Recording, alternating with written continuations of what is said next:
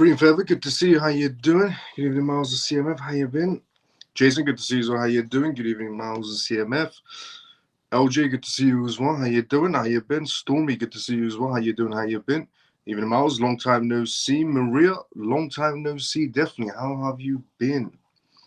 Messi, good to see you as well. How you doing? How you been? Camel, good to see you as well, brother. How you doing? How you been?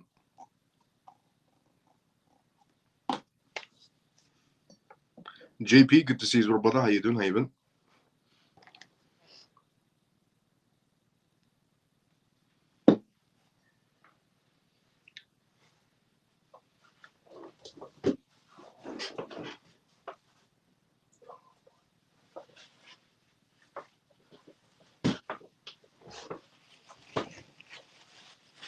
Just spilled water all over my desk and on my MacBook. But it's okay.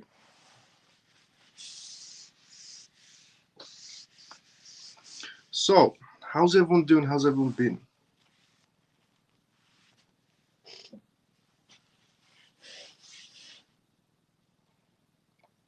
Manny, good to see you as well. How you doing? Woodhouse, good to see you as well. How you doing? Good evening, Miles of CMF. Come on, Biden, don't give come on, Biden, don't give up.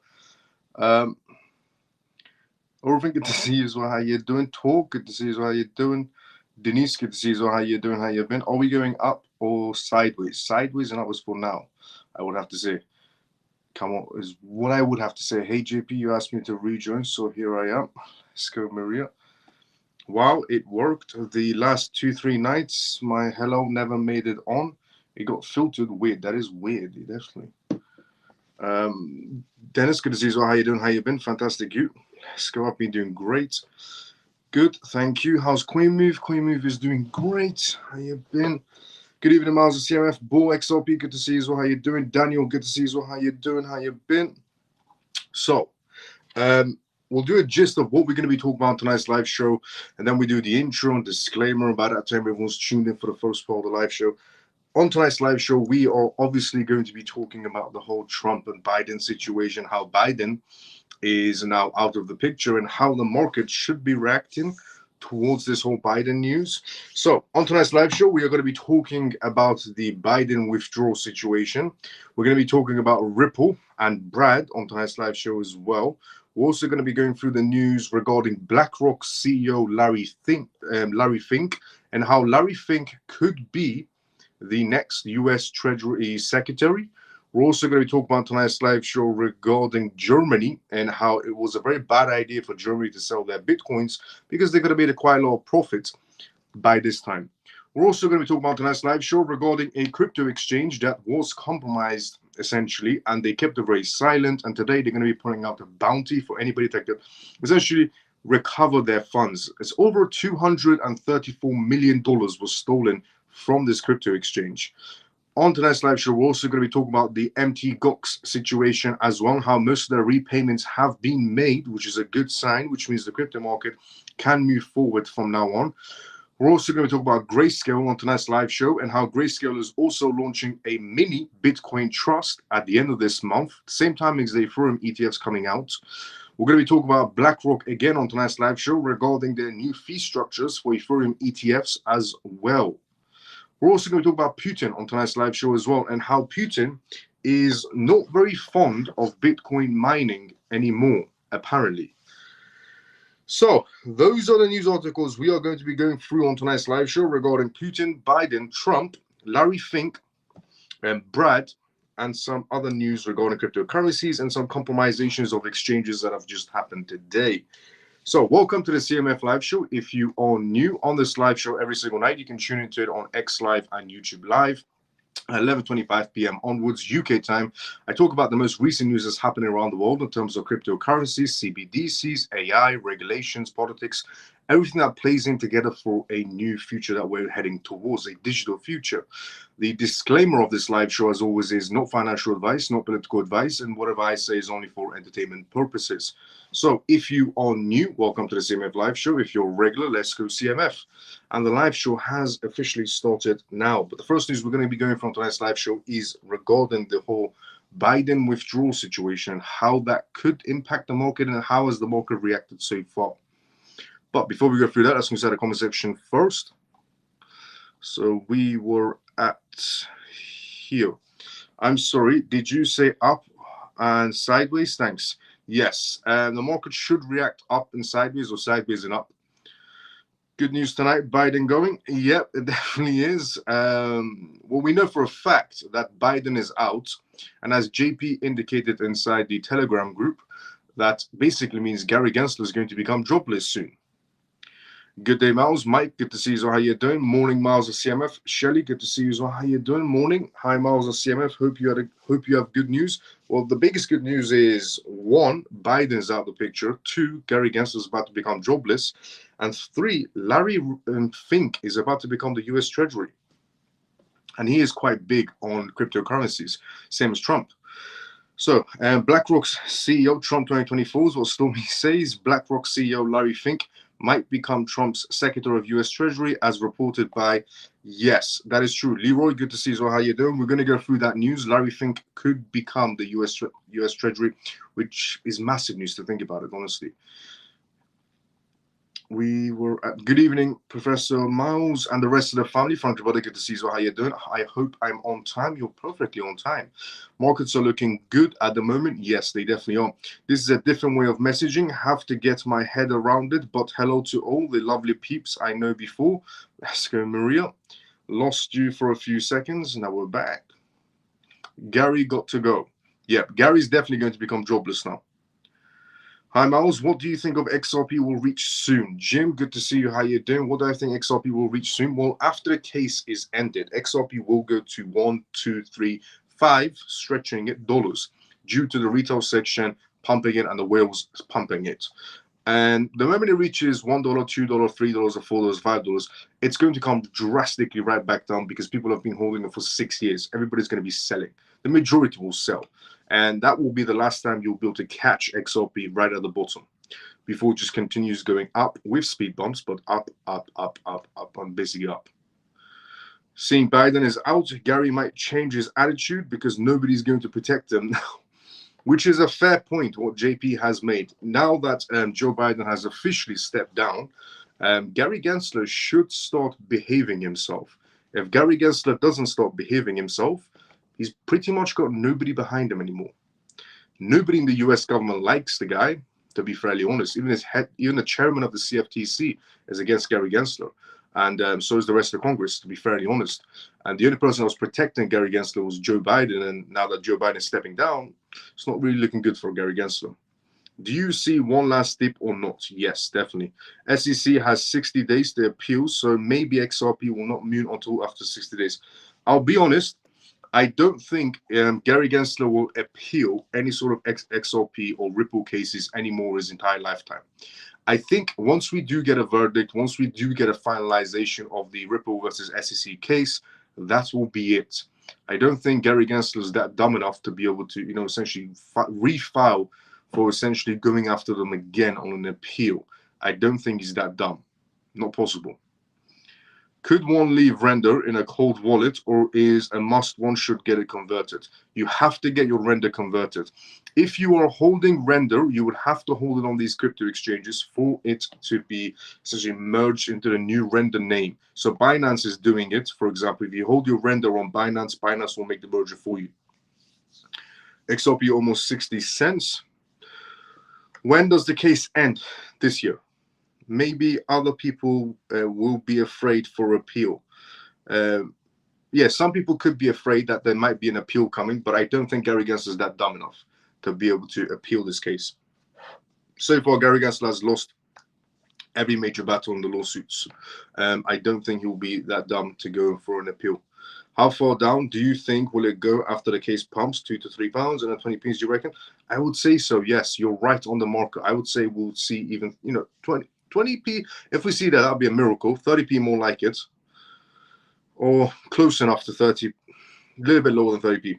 When can we expect a case resolution? This year is when we can expect a case resolution, but Brad did say that it's going to be sooner than you think.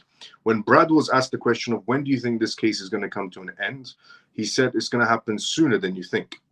Now, Brad, as I said previously, has said once in his entire lifetime about the outcome of the case. When Brad was asked a very long time ago what's going on with the case, he said we're going to get a resolution in weeks, not months. In exactly weeks, we got a resolution that XRP is no security. Fast forward to today, Brad was recently asked again, when do we think this case is going to come to an end? And he said it's going to happen sooner than you think. And he's also said basically this year. So sooner than you think this year is what we're going on. The guy's been correct once, most likely he's going to be correct again. He rarely speaks on the matter on timings. He always speaks about Gary Gensler being incompetent, but on timings, he rarely speaks. He spoke about it once, and he was correct regarding weeks, and he spoke about it again sooner than you think. What about Render on Uphold? I think Uphold will make the merger for you as well. If you go to Render's page on X, they've listed the exchanges that will make the merger for them. Oh, he's not going to be that stupid. I'm talking about in general in the crypto space. He might try to be nice to try to keep his job, which is not going to happen, which is fair point. Honestly, fair point, JP. I'd rather is a settlement, won't be any appeals. The chances of a settlement could be a possibility, but at this stage, it's more like an ending. Even if I was a CMF, Semper, good to see you. So how you doing? I believe in August. Why not? Surely we hear something in the next couple of weeks. I would have to say so. We should get some sort of an outcome in the next couple of weeks. I'm with you there, Shirley. Bloody Milk Van, so much noise outside. I missed your response. Woodhouse, who's Brad? Ripple. A banker is scamming its customers. They have stolen banker tokens from people's accounts. Thank you, 734L7. Do you have a name? 734L7H. Do you have a name? That would be much more easier. But thank you for the information regarding a crypto project that scammed people by the name of Banker. Thank you for that. Would you give signals when to sell and buy XRP during the price action? Yes. I'll put it inside a Telegram group. Who's Brad? Ripple. Okay. Nope. Without saying time. So, the first news we're going to go through, which is the major news, which is Biden dropping out and how the market should be looking forward towards, in other words, a happy ending. Bitcoin tumbles on the news of Biden's withdrawal from election race. Bitcoin's price fell as low as 65,800 on Binance after the news broke that US President Joe Biden will not be running for a re-election in 2024. At the time of reporting, BTC has recovered above $67,000, up 12% over the past week. In a statement dated July 21st, which is numbers today, Biden said he would withdraw from the 2024 presidential election. The president did not specify his reasons for his ending his 2024 bid. He technically did when he said because of his old age and his dementia. Biden's move comes after increasing pressure from within the Democratic Party and concerns regarding his age and fitness for another term, particularly following a challenging debate performance against Donald Trump. In his statement, the president expressed that it was the best in his interest of both the party and the country for him to step aside and focus on current presidential duties. Following his announcements that he would not run for a re-election, President Joe Biden endorsed Vice President Kamala Harris as his successor. With Biden's withdrawal, Trump is positioned to capitalize on this development. The Republican nominee has consistently promoted a pro-crypto agenda, which might resonate with a significant segment of the essentially electorate interest in crypto and blockchain technology. Meanwhile, there is no information regarding Kamala Harris's stance on crypto, as she has never discussed it. Bitcoin price has been volatile in the wake of Biden's withdrawal. After hitting a high of 67,500 on Sunday, the crypto plunged to below 66,000 on CoinGecko's data shows. However, it has managed to regain some of its ground, currently trading at 67,300. So, regarding Biden's successor being Kamala Harris, Kamala Harris is in deep relationship with Iran's government. So she is the worst person to be chosen as anybody of any sort of power inside the United States. Kamala Harris is in deep ties with the Iranian government. She gets some endorsements through third-party and shell companies. So Kamala Harris is the worst person to be chosen for any sort of duties in the White House. But she has possibly zero chance of becoming a president, which is a good thing, honestly. If you didn't know that, now you know. Regarding Kamala Harris, she's a sellout.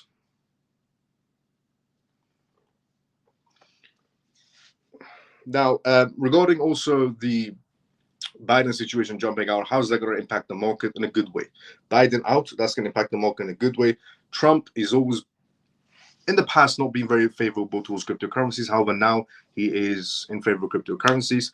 And he's also about to be choosing Larry Fink as his US Treasury Secretary, which we're going to go from tonight's live show as well, which is massive news because Larry Fink is also very big on cryptocurrencies and pretty much anything to do with cryptocurrencies and blockchain technology in general, which is great.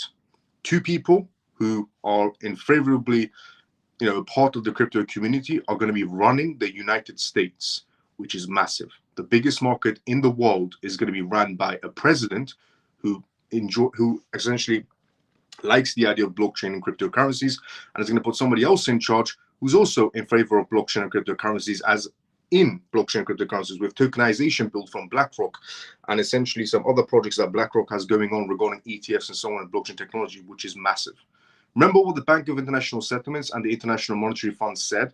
About a few weeks ago, the Bank of International Settlements and the International Monetary Fund said when the American markets sneeze, the world's market catches a cold. So when you have the United States run by two people that are in favor of cryptocurrencies, that's pretty much it. Case closed. Blockchain all the way, in other words. If we look at on the long term, we're looking good right now. If we look at what Ripple has put on the website in the last month, stablecoin, etc., they know it is a win for them. Yes, definitely. What JP has just said is absolutely facts. I said this previously before as well, with Ripple announcing a while ago regarding their stablecoin. If Ripple was not confident this case was about to come to an end, they would have never announced some sort of stablecoin situation. But they know this case was about to come to an end. That's why they've announced that Ripple is coming out with stablecoin, which is facts. Yes, what essentially JP just said. If they not appeal, I'm buying you a bottle of tequila in Dubai 2025. Let's go, Messi. How do we get in your TG? How do we get in your Telegram? The Telegram link, the Telegram link for this channel, the CMF live show, is on YouTube. If you're watching this on YouTube, it's on my profile on YouTube. Or if you're watching this on X, it's on my profile on X. But you're watching this from YouTube, Jones, and it's on my profile. If you click on my profile on YouTube, you should see the Telegram link. It says CMF link. Miles, which tokens are you buying right now? I'm buying 80% XRP, then XDC and XLM. We're pretty much on the same page. Cheers. No problem. Woodhouse, anytime. Hillary Clinton will debate Trump. Hillary Clinton will debate Trump. It was predicted 3 years ago. Yep. Hello, Miles and CMF. Thank you once again for the help earlier. I managed to do it. Let's go, Lena. Lena, no problem. No problem on the transfers. So I helped Lena today on helping her being with the transfer assets from an exchange to her Tangium wallet. No problem anytime, Lena. If anybody else is stuck on transferring their assets from exchanges to their Tangium wallets and so on, and they need help, let me know. I can help you out. Kamala is an alcoholic. News is saying Kamala, she cannot use Biden's campaign money, which is a good thing. What's the biggest difference between XRP and RLUSD? The biggest difference between XRP and RLUSD is, well, XRP can be used as a middleman for pretty much any type of transaction, whereas the real USD can be only a middleman transaction for stablecoins. So that XRP can be used as a middleman transaction for pretty much any cryptocurrency, for domestic payments or international payments, whereas the stablecoin is just a stablecoin, has one purpose. Can 10,000 Ripple is coming out with a euro stablecoin as well? Yes, Ripple is coming out with a euro stablecoin as well, due to the EU regulations of the MiCA. Evening, Pure, good to see you. How you doing? But yes, because of essentially MiCA, a lot of euro stablecoins are headed towards the EU, and Ripple is going to be coming out with one as well. Can 10,000 XRP make me a millionaire in the next 3 years, in your opinion? 10,000 XRP is a lot. In the long term, you have a very, very extremely bright future ahead of yourself. Obviously not financial advice in any sort of a way, but you have a bright future ahead of yourself. To be honest, Lena, yay, let's go, Shelley. To be honest, Biden, he kind of had to do that because he chose her as a vice president. Not that he believes in what she could do the job, if you get what I mean. Yes, I do. Even Miles and family, hope all is well. Ian, good to see you as well. How you doing? How you been? Hit the like, please. Let's go, Messi. 100%. JP, Biden had no choice but to say that. I don't think she'll be the nominee, though. Yeah, I don't think so either. Regarding Kamala Harris, I hope not. Kamala Harris is a traitor to the United States, to be fairly honest. She gets donations from Iran, the Iranian government. So she's a traitor to the United States, to be fairly honest, in my opinion. The only person that I genuinely do see, pro-United States is Trump. There's no other person at all. The only person genuinely I see pro-USA is Trump. There's nobody else. Now, is it worth participating in the XRP Ledger DeFi, like using their AMM? If you want to, I'm not going to be doing that. I've said this before as well, that I won't be. Look, the XRP Ledger AMM, great feature. If you want to go for it, the XRP Ledger AMM, great feature. If you want to go for it, you can make some side income as well, but it can also go sideways as well. Remember that. But for me, no. The only thing I will ever do with my XRP is borrow against it. I'm not going to put it inside of any pools or any sort of DeFi spaces or any sort of other spaces to earn yield on it and so on. The only thing I will ever do with my XRP is borrow against it. If you want to go for the AMM, why not? But you've got to know that there are some negatives by AMM as well. It could go sideways sometimes. So keep that consideration as well. But you can also earn a side income.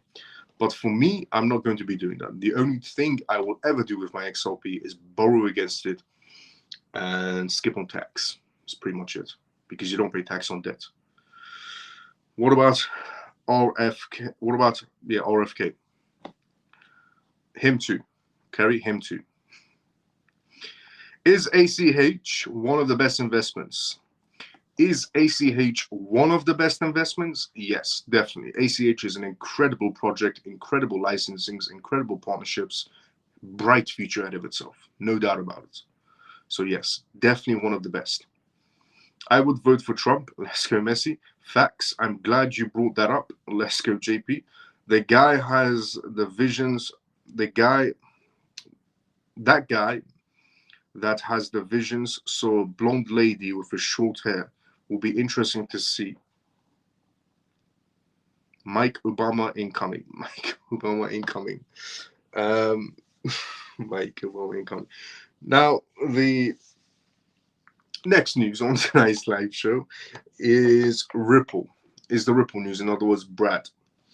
So, with all this anticipation of what's going to be happening next, now that Biden is out of the picture and the Ripple case is coming to an end, and so on and so on, and the ETFs are on the way for Ethereum and next ETFs, Ripple Brad announces the end of the legal battles with the SEC, the endings.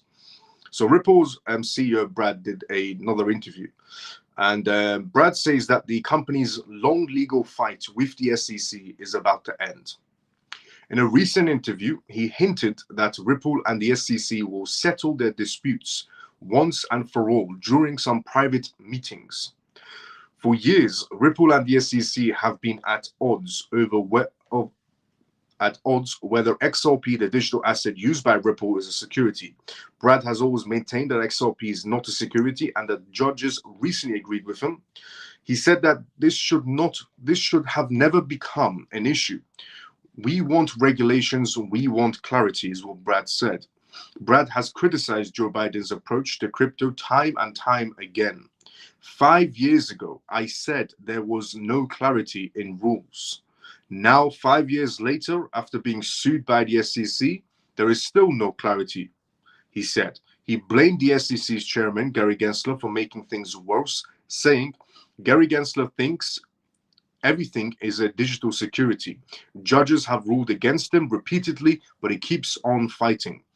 When asked about his discussions with the Biden administration, Brad mentioned a recent crypto roundtable in Washington, D.C., attended by both Democrats and Republicans.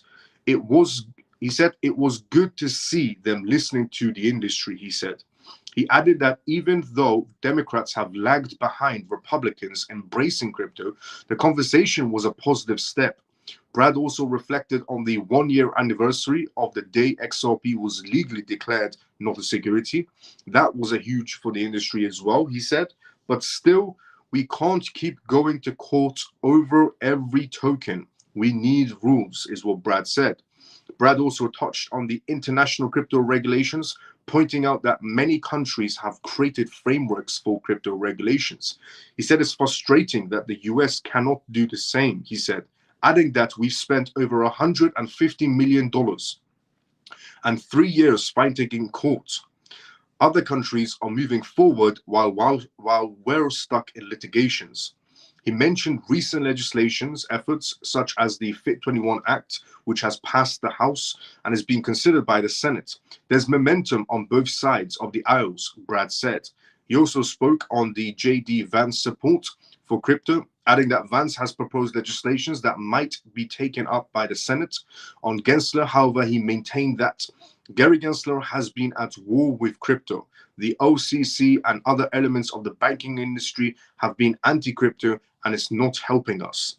On the benefits of clear regulatory frameworks, Brad said the internet thrived in the United States because we had clear regulations in the late 90s.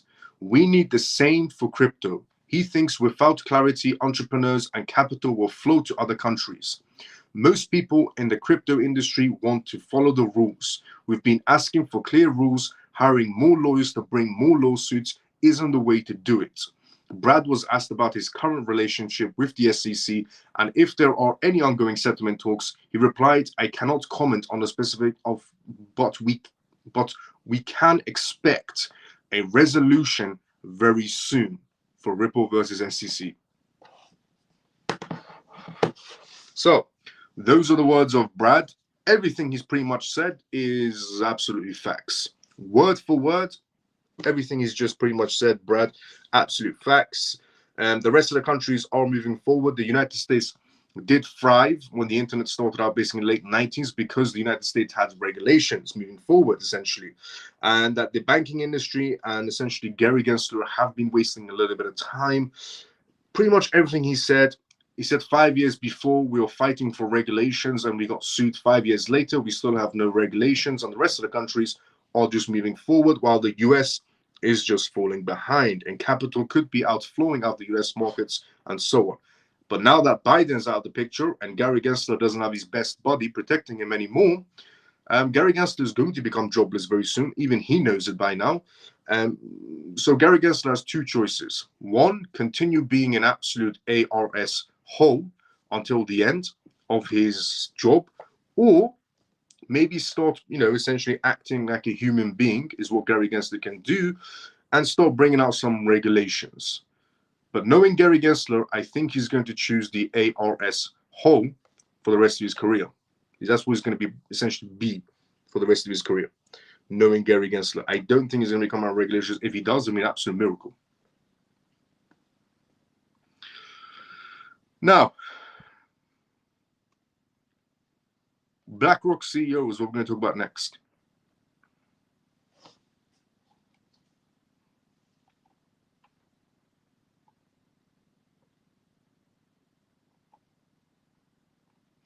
But before we talk about BlackRock CEO, let's go inside the comment section. So BlackRock CEO Larry Fink might become the United States Treasury Secretary, which is massive news, honestly. Absolutely massive news. But before we go through that news, let's go inside the comment section first. When do you think XRP will reach 7,000 per coin? When the banks are essentially using it. Look, the time frame for XRP or for the banking sector, the time frame for the banking sector is 2024 starting, 2027 ending. Not saying 7,000 is going to be 2027. It could be before that as well. But the highest point is going to be 2027. The middle points are going to be starting 2024 to 2027. But to borrow against XRP, it would have to be stable at a high price, not volatile like it is right now. Well, you can borrow against pretty much majority of crypto assets as we speak right now, but I wouldn't recommend it because there's no regulations and you're operating in gray areas. But the beauty of, essentially borrowing against an asset that appreciates in value is you can borrow against it low, XRP, for example, and then when it becomes volatile and goes higher, you borrow against it again, pay off your previous loans, and just do the same thing again on repeat. It's like stocks, basically. Can I ask who the Americans on this site would vote for? Really interested to know what people think. So, Maria has asked inside the comment sections that if you are an American and you're watching this live show right now in the CMF, who would you vote for? Right now, if you wanted to vote for somebody as the next president of the United States, is what Maria's question is. Who are you choosing for the next president of the United States? Put your answers in the comment section. It's the question that Maria has just asked inside the comment section. So who you voted for the next president of the United States? Go for it. You sound like you have a bit of a cold, Miles. I don't know. I think I've taken some medication. I'll be honest. You're the first person that found out maybe I have a cold. But I've taken some medication. I've had loads of valuable assets stock on crypto.com, and I can't get it onto Trust Wallet. Why not? Woodhouse direct message me after the live show, and we'll check it out.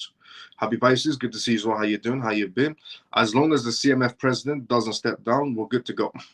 Let's go, JP. The CMF president is never going to step down. I think I'm locked out of my crypto.com as well now. That's not good. Direct message me. We'll check it out after the live show. Definitely. We'll find out what's going on. Who do you think is behind Gary except Warren? Some members of the Biden administration are definitely behind Gary Gensler. I really don't think Larry will take that job. Trump 2024 is what JP would go for. What happens if we have an economic crash, say 2026, like worse than the 1930s depression? That will hinder the price, Miles? No. Could do. If we do have a major banking crisis crash, then yes, it will affect the price point of pretty much everything. But we've got to remember one thing. Whenever there's a crash that happens, some people benefit, some people don't. Some companies benefit, some companies don't. Some banks. So one part of the corporate sector has to benefit from every crash that happens, and one part doesn't. So the bankers should be on the safe side. Trump all days, what Stormy said.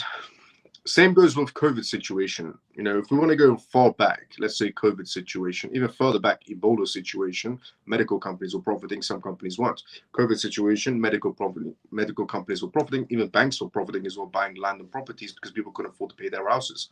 So whenever there's a crash or a major crisis, there's always the benefit side as well. So bankers will always be on the safe side, except that 2008 crash. I will vote for Trump, but I prefer a libertarian president like Argentina did 200% inflation. Yeah, I agree with Leroy. The Argentinian president as well, immaculate. I'm trying to become financially free, so I don't have a vote for anyone. I don't have a vote for anyone. Fair enough. When we borrow against XRP one day, banks will be paying with CBDC programmable, so we can't spend it for real. No, when you borrow against your XRP later on at a much more later date, you're going to be paid not in CBDCs, you're going to be paid in stablecoins. I'm voting Trump from Australia. So Shelley's even voting for Trump from Australia. We should be able to vote. Whoever is in power in America affects all of us. I agree with that. Honestly, I agree with that statement. I feel like the only presidential election everybody in the world should have a right to vote to is the United States presidential election, because the United States markets affect the entire world's markets. The entire world's markets. The United States markets affect the banks markets, affects essentially the stock market, affects the real estate market, the entire world. So I agree with Shelley, regarding, I feel like everybody should have a right to vote for the next president of the United States, because if the United States president only affects the United States markets, then I understand it's their vote. But the United States affects the entire world. So not a bad idea if I have everyone voting for them. I think Trump will get about 1 billion votes if that happens. Honestly, I think Trump will get 1 billion votes if that happens. How long until you see two wings of same eagle? Let's go, Monica. How long until you see fiat currency still in circulation, or is the US dollar still going to be available for 5 years? I think the US dollar will still be in circulation for 5 years, mainly because they want to do some dodgy behavior, but it will be phased out as we progress, because by 2027 is when the banks are going to be closing down their branches, which is what was mentioned by the CEOs of banks like HSBC, Lloyds, Barclays, and so on. They mentioned that there are going to be no more high street bank branches by 2027. So by then, it should be out of the picture completely. Phased out even more is what I would say. For 53 years, the Libertarian presidential candidates have been excluded from all debates, including RFJ has been pretty much. Archie Bunker, simple said, Gary and Sam Baked were at the same time. Miles, as you mentioned before, that Trump will win, but because he's against CBDCs, he will be removed again. So pointless for voting for anyone right now. Fair enough, funky brother. They did try to remove Trump once. As I did mention, but I feel like Trump is a part of the program now. I feel like Trump is a part of the program, part of the routine now, because Trump is having conversations with Larry Fink, BlackRock, and so on. Trump is now part of the group, the World Economic Forum, the BlackRock group, the Goldman Sachs group, the Fidelity Group, and the Grayscale Group, and so on and so on and so on. So the Bank of International Settlements, the International Monetary Fund, Trump is a part of that group now. So the idea that he's against CBDCs is going to go away. I would say mid-presidency, they're going to be coming out. Beginning to mid, they're going to be coming out on the whole CBDC thing. He's a part of them now. As Miles would say, create the problem, have a solution, pretty much. Miles, I don't think my comments got through. Woodhouse, what was your comments? Excellent idea. Let's go, Leroy. When I vote like I am doing business. Whoever is going to make the economy great, the stock market, crypto market, facts. So is Monica saying Gary and Sam Bankman-Fried were at the MIT at the same time? Yes, that's what she's exactly saying regarding Monica. Regarding Gary, Sam, and Bankman-Fried at MIT at the same time? Yeah, they pretty much were. Bull XRP, let's go. But yeah, honestly, the world should have a vote on the whole US matter. Shelley's correct. Absolutely. It affects the entire market.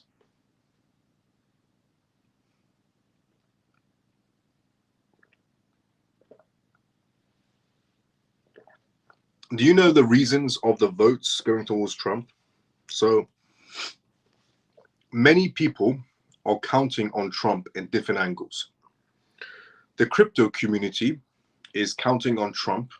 So these are the votes that he's getting. The crypto community is counting on Trump because he's pro-crypto, pro-blockchain. So he's getting all the crypto votes. The stock market, essentially Wall Street and so on, they're betting on him as well to bring back the economy. Believe it or not, Iranians are voting for Trump as well. I would vote for Trump as well if I was inside the United States. Iranians are voting for Trump as well because Trump is the only one that can remove the Iranian government. So all Iranians are voting for Trump on the off chance that he does help the Iranian king to put him back in power into Iran. And then you have people also voting for Trump because Trump is the only man that can stop wars. So people are voting for Trump because he's pro-crypto. People are voting for Trump because he's the only man that could essentially return the economy because he understands how business works. People are voting for Trump because he's the only man that can stop wars. We've seen that happen before. He was the only man that walked into North Korea and shook his hand and put North Korea in their place. And he's the only man that could return the royal family of Iran back into Iran and remove the Iranian government. If they remove the Iranian government, the Middle East will be peaceful. The Iranian government is like cancer. You need to cut it off. And if they remove them, and then he comes, essentially the king comes back in power, the Middle East will be peaceful as well. Trump is basically the man that can do it all. And that's why he's getting all votes from every angle.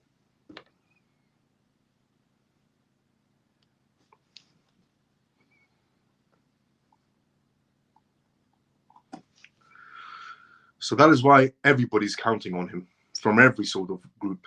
The crypto groups are counting on him. The people that want wars to stop are counting on Trump. The people that want the economy returned are counting on Trump. The people that want the Middle East peaceful again are counting on Trump. Everybody's counting on Trump. There's a lot of pressure on Trump to make everything work again.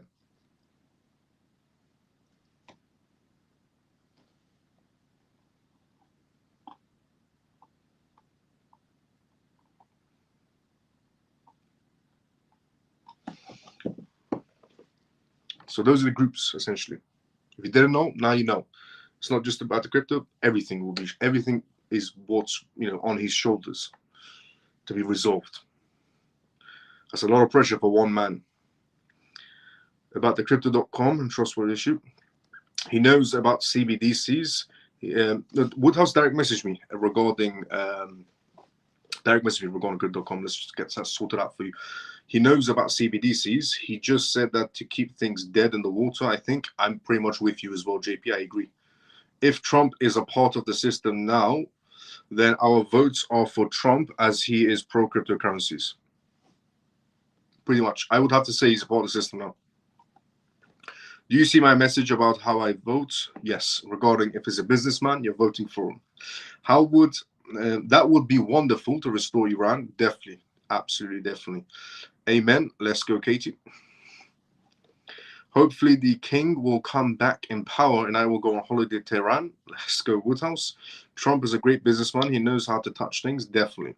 Larry Fink, head of Treasury. So basically he will turn the printers on a little bit. Making any type of water more valuable than centralized oil will be highly productive for everyone in the Forex tech in Canada. Also true as well. Let's go, Larry Fink. Let's go, Leroy. My service is horrible tonight. Well, your comments are coming through, though. So, BlackRock CEO. BlackRock CEO Larry Fink for Treasury Secretary. That would be absolutely amazing, to be fairly honest. It might appear odd, but BlackRock CEO Larry Fink might emerge as the Treasury Secretary if Donald Trump ends up as the President of the United States of America. BlackRock CEO or JP Morgan. There are speculations about Trump considering Larry Fink for the position of the Treasury Secretary. However, Fox Business reporters Eleanor Terrett noted that this was not the case as the Republican president nominee is expected to ask Jamie Dimon, JP Morgan CEO, to take the post. On one hand, Terrett is not far from reality as Trump has seized every opportunity to toot Damon as his choice. After picking a pro-Bitcoin J.D. Vance as his vice president a few days ago, Trump considered bringing JP Morgan Chase CEO for the U.S. Treasury Secretary role. However, some crypto prominents submitted that he is actually Larry Fink that he respects and speaks to. Trump and Larry Fink's company BlackRock even have an existing relationship. For many years, the investment asset management firm managed Trump's financial portfolios. The presidential candidate even plunged his funds into BlackRock's Austin Fund, described by the firm as a global fixed income multi-strategy hedge fund. Therefore, he may really be considering the Bitcoin-friendly BlackRock CEO for the position of the Treasury Secretary. At the same time, he revealed his plans to not oust the current US Federal Reserve Chair, Jerome Powell, before his term ends. Choosing Larry Fink might be a relief to Bitcoin maxis and crypto markets who had earlier frowned on the prospects of having an anti-Bitcoin Jamie Dimon on board.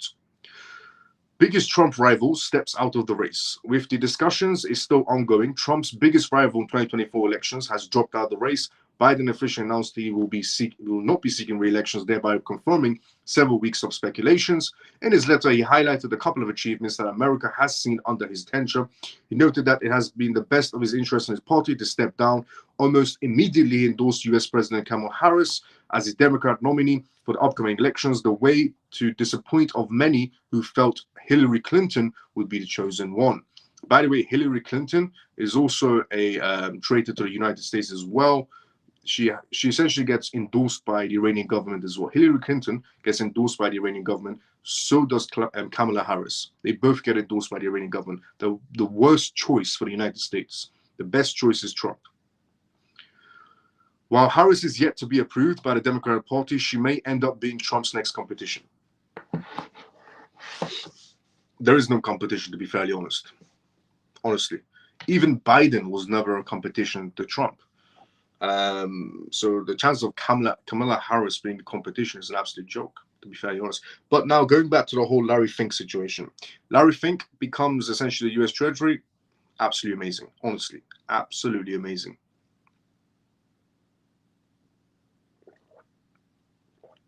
Excellent reception in Las Vegas right now. Let's go, Leroy. And I'm sure half of the CMF said, I wish they weren't coming through. I wish they weren't coming through. Now, Germany. So Germany recently sold off quite a bit of Bitcoin. It turns out Germany made a loss. The German government did make quite a bit of a loss. Germany already lost out on $124 million in profits because they sold off their Bitcoins too soon. Germany's Saxon state completed the sale of 50,000 BTC stash it seized from a movie privacy website, Movie 2K, generating around $2.87 billion. In doing so, they secured a profit of over $740 million in profit when compared to the acquisition cost of $2.13 billion in January. However, right after their sale, Bitcoin's price skyrocketed up to about 16.55%, driven higher by the assassination attempt of the former state's President Donald Trump, which has since boosted his odds of re-election in November. The Saxon government odds of generating maximum returns were the highest in March when BTC refreshed its record highs to around $74,000. A theoretical sale of 50,000 BTC in March could have secured $1.5 billion in profits for the state. Meanwhile, BTC's 12% decline during the course of Germany's government sales also led to missed profits. German government misjudged Bitcoin's potential. The public prosecutor officer at Germany ordered the emergency sales of Bitcoin in June under the impression that the cryptocurrency value may drop by more than 10%. The sale of the valuable items before the conclusion of the ongoing criminal proceedings is legally required whenever there is a risk of significant losses of value of around 10% or more. The office clarified, adding these conditions were always met with the volatile Bitcoins due to their enormous and extremely rapid fluctuations. Additionally, the office emphasized that it is illegal for enforcement agencies to speculate on the value of seized items, particularly by waiting for prices to increase before selling. Instead, their intentions behind the emergency sales of 50,000 BTC was to secure funds for criminal proceedings against Movie 2K. Is this emergency sale, which was unprecedented for the Federal Republic of Germany, a fair market price was always achieved, said the Attorney General officer wrote in Germany, adding there was always considerable trading volume in the Bitcoin market. This statement coincides with the rising demand for Bitcoin among ETFs and other fund investors during the time of Germany's government BTC sales. Bitcoin saw the 5th largest weekly inflows of records with $1.35 billion, with the short Bitcoin saw the largest weekly outflow since April at $8.6 million, noted James Butterfield, researcher at asset management firm CoinShares for the weeks ending in July 13th. He added that we believe price weaknesses due to the German government Bitcoin sales and turnarounds in sentiments due to the lower than expected CPIs in the US prompted investors to add to their positions. Last year, the US government sold a portion of their Bitcoin stash seized from Silk Road, while nations like El Salvador are officially accumulating BTC as a street reserve asset. Recently, however, there has been more talks of the US using Bitcoin for its own street reserves as soon as 2028. So, with the Germany situation finally out of the picture, no more turbulence is coming from Germany, is basically all, in a very short and a simple manner. With Germany out of the picture, no more turbulence from Germany. The only turbulence that could be headed our way from any other country selling off will be the United Kingdom, because the United Kingdom has about $4 billion roughly worth of Bitcoin that they seized from other criminals. Now, is the United Kingdom going to be selling their Bitcoins? Highly unlikely. The United Kingdom government are much more intelligent than Germany's, to be fairly honest. So I don't see United Kingdom's government selling off any Bitcoins anytime soon. I think they're going to be learning from Germany's mistake, because when Germany sold off, they lost out on huge millions and hundreds of millions of dollars of profits when Germany sold off. And when Germany was selling off, banks were buying, according to Bitwise's CEO, banks were buying quite a lot of Bitcoin ETFs. At the same time, Germany's government was selling off BTC. At the same time, BlackRock, Fidelity, and Van Eck were also adding to their own portfolios. So Germany government's loss and the corporations and the banks W, in other words, win. Now, before we go to the next news, let's go to the comment section first. The next news is also about a crypto exchange that has just become compromised for over $200+ million. But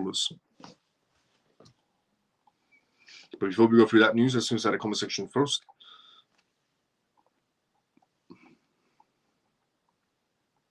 Could you imagine Larry getting that job and the information he would have in his hands on the inside? He's already got enough information, which I agree with Larry Fink. Larry Fink already has too much information on his hands, and if he does get that job, he'll have a lot more information on his hands. Fair point. Biden did a stupid thing. I don't like Kamala, but he did not throw her under the bus. 100 days is not enough for anyone to get a campaign up and running, which is a fair point. Biden's ego, I think, is what kept him still in power. He should never have ran for another term, and his wife should be held accountable. She knew his dementia. That's true as well. I heard rumors about Elon Musk can be Trump's advisor in the White House. That will be absolutely amazing as well. If Elon Musk gets involved in some sort of a way in the presidential election, that will be absolutely amazing as well, to be fairly honest. Where's Billo? Not seen, heard from him for a while. Is he on X? I think Billo's he signed to a football team or something, if I'm not mistaken. So he comes on and off. With all these news, anybody's talking about ETH ETFs. And with all this news that's going around, nobody's talking about Ethereum ETFs, which is a fair point. Ethereum ETFs should be going live next week. I think Germany convert to XRP. Possibility that Germany did sell off and convert their assets to something else. Now,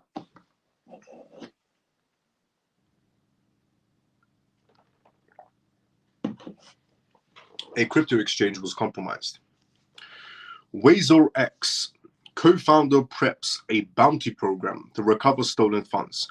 The co-founder of a crypto exchange that was just compromised for $234 million was compromised. He's put a bounty for anybody that can retrieve the money or freeze the money. WazorX's co-founder, Shetty, has announced a bounty program to help the exchange recover or freeze funds stolen in the recent exchange hack.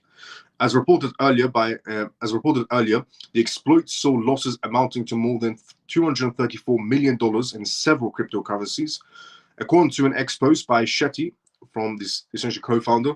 The bounty program was launched earlier today. WazerX had initially proposed a $11.5 million total bounty for recovering the assets. If anybody is able to recover these assets for this crypto exchange, the crypto exchange will reward this person with $11.5 million. The total bounty for recovering the assets, but the co-founder later said it was updated to $23 million after an insertion of the crypto securities slash ZAC XBT. So if anybody is able to recover their crypto assets, their stolen crypto assets, back to this exchange, they will be getting a reward of $23 million. Shetty said that the bounty program was a way for the exchange to get assistance from the crypto community in its quest to recover the stolen money. According to WazerX's official blog, the program consists of two initiatives. The first is the Track and Freeze bounty, aimed at helping locate and freeze the stolen assets. The second is a white hat recovery bounty offered as a reward of 10% of the recovered amounts to those who assist in retrieving the funds. The exchange has publicly shared an ERC20 wallet address for the return of the stolen funds and can be seen below. The crypto community on X has raised concerns over how sluggish measures taken to recover the funds have been, with some speculating on how the hack happened in the first place. Plenty of guesses have leaned towards the Lazarus Group involvement. Lazarus is a group that's based out of the other side of Korea. They're very intelligent hackers. Although the exchange is optimistic some of the funds can be recovered, blockchain analyst firm Arkham confirmed that the hackers stole $102 million worth of Shiba Inu, which is a part of the funds stolen. Speculations on the WazerX exploit method. A X-user gave a breakdown on how the hack might have happened, insinuating that Shetty and the security team at WazerX was sleeping while all these happened. The ex-user believes that the hacker modified the contracts, defining transactions procedures without detection. It's reported that the attacker then captured signatures from 3 separate shareholders' keyholds during failed transactions. These signatures was essentially used to create a test transaction that met the approval criteria, paving the way for a larger authorized transactions. Shetty disagreed with the allegations, insisting that the security measures were verified transactions, correctness and checks for whitelist trackers and before signing. Furthermore, he went on to say that only the signed signatures initiated within its own systems, not external ones, regardless of the signatures. All of this it shouldn't really impact the crypto markets because of the tokens that were stolen. But what it is an indication of never keep your assets on a crypto exchange. Never. In your entire lifetimes, not financial advice in any sort of a way, personal preference for me, never keep your assets on crypto exchanges because hackers are getting a lot more smarter, a lot more intelligent. And again, this was a recent hack of a crypto exchange, not a person, but a crypto exchange. $234 million was stolen. And the people that was stolen from, they might as well kiss that crypto goodbye because it's never returning. Very low possibility. Now, the next news to talk about on tonight's live show is regarding Mt. Gox repayments, which has pretty much come to an ending, which is a good thing. But before we go through that, let's look at the comment section first. I think Jeremy commented, will ETH ETFs go live, in your opinion, from next week? In my opinion, will Ethereum ETFs go live next week? They should do, yes. ETH ETFs should go live next week without a doubt, mainly because, one, Gary Gensler has to start behaving himself, and he shouldn't throw any sort of curveballs in the middle of the situation. And two, the Chicago Exchange has already listed them on their page, so they should be coming live next week. Unless Gary Gensler throws a curveball in the middle of this whole situation, then we should be expecting them next week, to be fairly honest. Now, Mt. Gox repayments. So as we all know, the crypto exchange Mt. Gox a long time ago, essentially became compromised. People lost their cryptos, and then they retrieved the majority of them, and then they started refunding people about a week ago, starting a week ago. It turns out the majority of the repayments have been done, which is a good thing. So the Germany situation is out of the picture, and the Mt. Gox situation is pretty much getting out of the picture as well. So Michael, a noted crypto analyst, recently tweeted that the overall altcoin market capitalization has bottomed after the announcement of the Mt. Gox news. He emphasized a big upward bounce and, more crucially, A notable reversal because it tested higher time frame supports. If this value continues to rise, it will encounter a formidable opposition zone. If this resistance is broken, a positive rise in the cryptocurrency market will flow. According to Michael, the analyst, we should be looking on the upside. MTGOX, a cryptocurrency exchange that went bankrupt in 2014 after losing about 850,000 Bitcoin, owning essentially to a crypto assault, has finally begun repaying its creditors in July 2024. A total of 142,000 BTC and 143,000 Bitcoin cash worth more than $9 billion will be refunded to 127,000 creditors who have been waiting for over a decade. The potential Bitcoin dominance peak hinges on Ethereum ETF success as well. In a separate tweet, Michael also published a chart indicating that Bitcoin's dominance could be as peak as the leading coin encounters a strong pushback. The issue remains as to whether Bitcoin's dominance will peak or grow again. This outcome is dependent on how well the Ethereum ETF performs. If BTC dominance declines, we will witness confirmation of bearish, essentially, and an increase in altcoins, often known as alt season. Previously, CMF reported that a crypto analyst said technical indicators are changing and the longer-awaited alt season is just around the corner. However, he also essentially cautioned that 99% of meme coin tokens would fail, causing investors to lose money. So if you are in meme coins, maybe you want to start looking into genuine projects, as I've said for a very long time. On the other hand, as we previously highlighted, Dan, the founder of Crypto Capital Ventures, predicts a huge increase in cryptocurrencies is on the way. This analysis is based on the outcomes of the Coinbase legal fight with the US Securities and Exchange Commission, SEC. The ramifications of this lawsuit are expected to have substantial impacts on the market dynamics, potentially triggering an alt season as well. A lot of things can trigger an alt season, genuinely. A lot of things can trigger an alt season. The Ripple case can trigger an alt season coming to an end. The Coinbase case can trigger an alt season coming to an end. The MTGOX situation, fully refunding people, and the majority haven't sold off, to be fairly honest, is also going to be triggering a alt season next. But what you should be looking into is genuine projects. Even according to analysts, even according to a CEO, they're indicating you should be going towards genuine projects. And even in their own words, 99% of meme coins are going to be failing the moment genuine projects start taking off in the alt season. Now, the next news, which is also something that I said a very while ago, the next news we're going to go through on tonight's live show is Grayscale.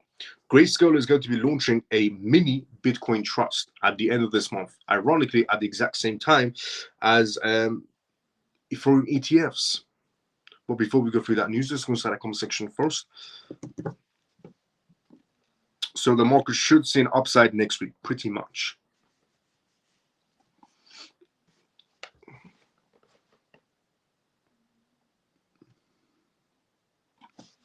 Do you think real USD can replace Tether? Do I think real USD can replace Tether?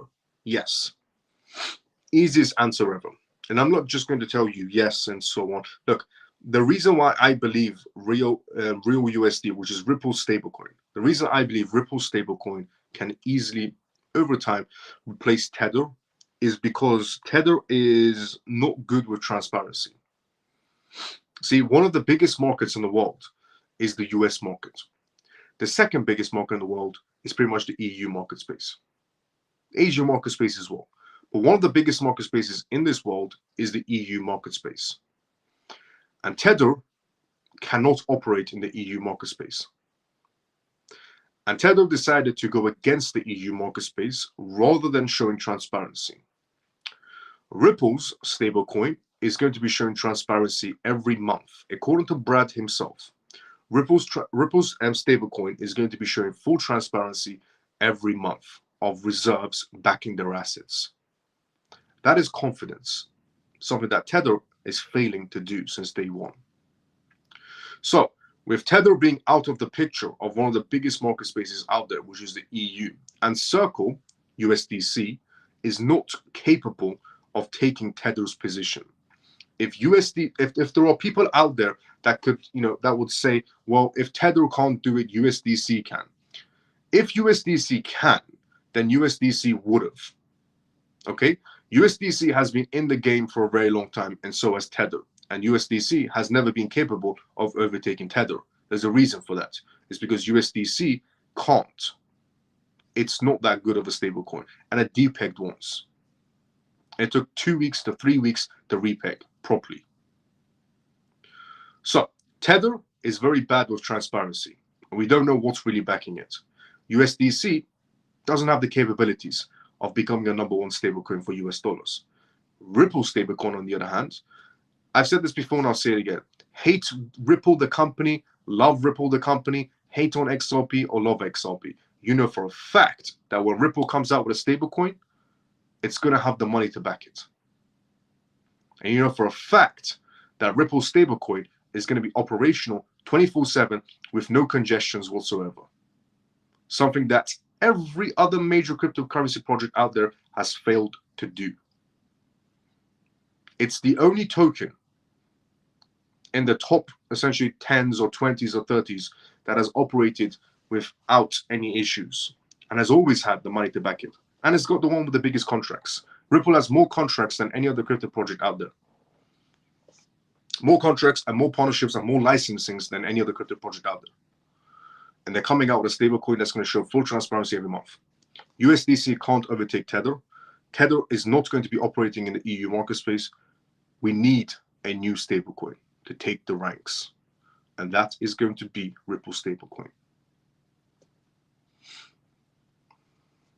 Also, America being the biggest market space in the entire world. The US government not very fond of Tether USDT. Why? Because Tether is not an American company and Tether is operating a US dollar coin. Just picture it for a second. United States, biggest market space in the world, most powerful country in the world, has a stable coin that's not based in the United States. How far do you think Tether's life expectancy is going to be? Not that long. So Ripple being an American company, it has some bonus points as well. Ripple has more licensings, more contracts, more partnerships, and it's an American company. Tether is operating as a US dollar coin outside of the US. One of the biggest and most powerful countries in the world has a US dollar coin on the crypto space that isn't operating from within the United States. The life expectancy is not that far regarding Tether. And the US has mentioned multiple times. I mean, the US has much, some US departments have mentioned that they are against Tether. The S&P index, essentially, they did a test paper on stablecoins. And they ranked USDT last. The S&P 500. The S&P 500 did a study test on stablecoins. You can go and check it out. And they ranked Tether last. Why? Lack of transparency on assets backing their coin. So Tether not getting any sort of points from the US, not allowed to operate in the EU market space. Ripple's definitely going to be taken over. And USDC is not capable of taking over. If USDC was capable, they would have taken over Tether a long time ago. But they're not good. I'm sorry to say, but USDC is not. Even though Tether lacks transparency, they're better than USDC. But Ripple stablecoin easily can replace Tether. Easily. It's like drinking a cup of water for Ripple to replace Tether. Miles, what's your thoughts on when the Ripple case over? Do you think it will kick off the bull run, or do you think that bull run will be closer to the end of this year and start next year for a utility run? I think we're going to get this year starting and then running into next year. As I said, we're just going to go higher. In terms of utility projects, it's not just about a bull run, as I said a very long time ago as well. In terms of utility projects, it's not just about a bull run type of situation. Utility projects, once they get kick-started, it's just going to go higher and higher and higher every year because we're using them for utility. You've got to differentiate yourself from, crypto projects and see them as stocks, in other words. So when you look at stocks, they move in market segments and so on because stocks have no purpose. Cryptos have purpose. They're different from stocks. They have purpose. So once the utility is being kick-started, they're just going to go higher and higher and higher. Utility projects are going to go on their own separate paths and just go higher and higher and higher and higher. And bear markets and bull markets won't be affecting them anymore, because XRP as a banking token is just going to be used. XDC as a banking token is just going to be used. XLM as a banking token is just going to be used. Market segments of bear markets going through a bear market and following Bitcoin is no longer the case, because their utility has kicked in. So they're just going to go higher and higher and higher every year. Because don't forget, cryptos are not stocks. They have a purpose. It's utility. Once that utility gets activated, it's just higher and higher and higher and higher. Because the banks are using that token 24/7. Do you think a bear market would affect it in any sort of a way, or a bull market will affect it in any sort of a way, or following Bitcoin's path will affect it in some sort of a way? It's just going to go higher and higher and higher because it's being used 24/7 for its purpose.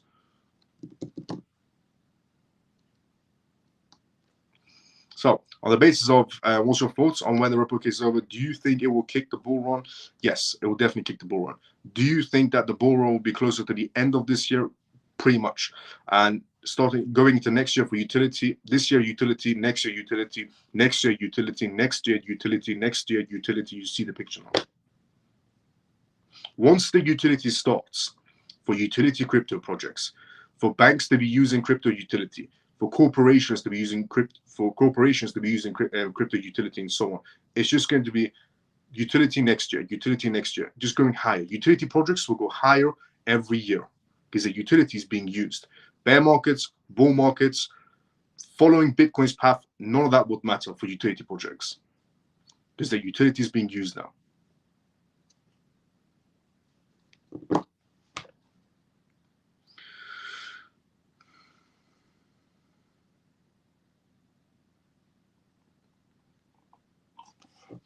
Over-capitalized stablecoins. So yeah, regarding that, yeah, JP, all green lights.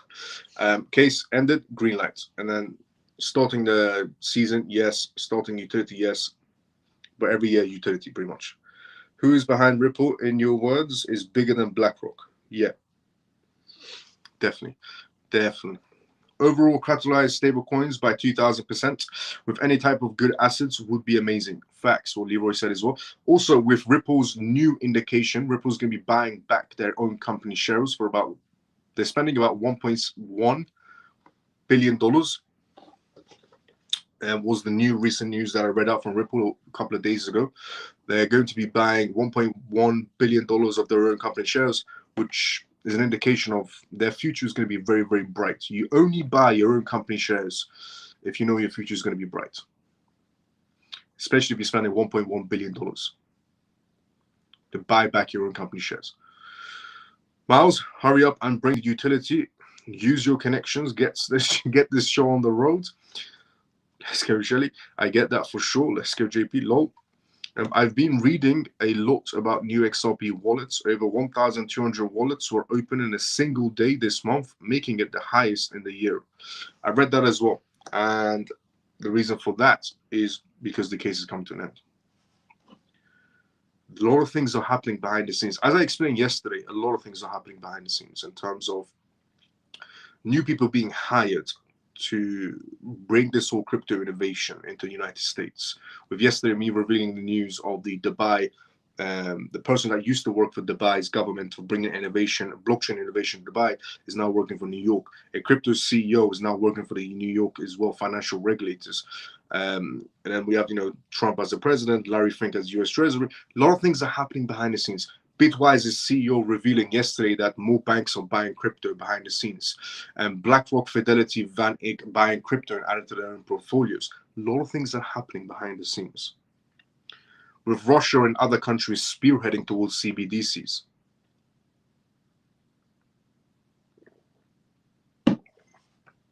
Things are progressing extremely quick. And I said yesterday this as well. It might not look like we're moving fast, but we are moving extremely fast behind the scenes.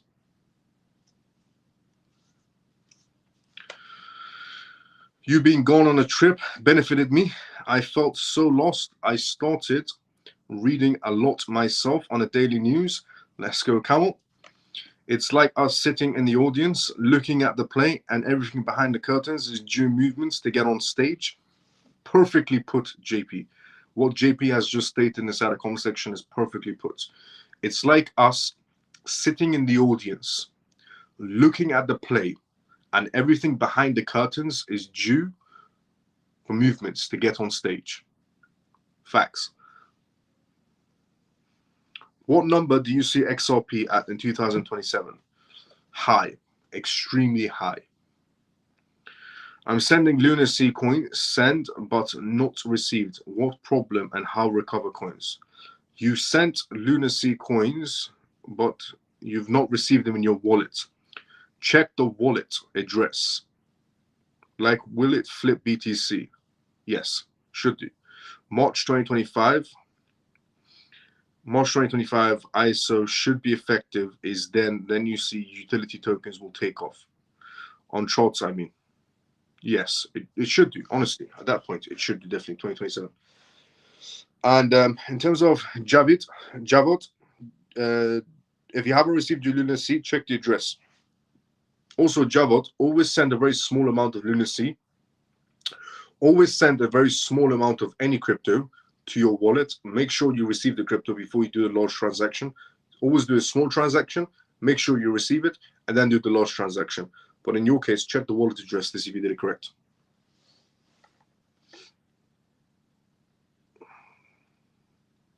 But yeah, Shelly, it should be extremely high at that point in time. It should overtake it. Mike, let's go. When is 44.75%? You make more money turbo when COQ, is what Armando said. You didn't answer with the consider variable changes. And I didn't, yes, I didn't answer with consider variable changes because by 2027, it should be extremely high. Extremely high. But for it to be extremely high in 2027, it should be getting a momentum starting now and then into 2025 and 2026, 27. But it should be getting the momentum starting now. Straight after the case, it will get some little bit of momentum. It will drop back down because people will sell. People will be holding for 6 years. And after that, nothing's holding it back. It's just going to climb. Hi, Miles. Been a while. A few personal issues. Paul, good to see you as well. How you doing, Paul? What's happened? How you been?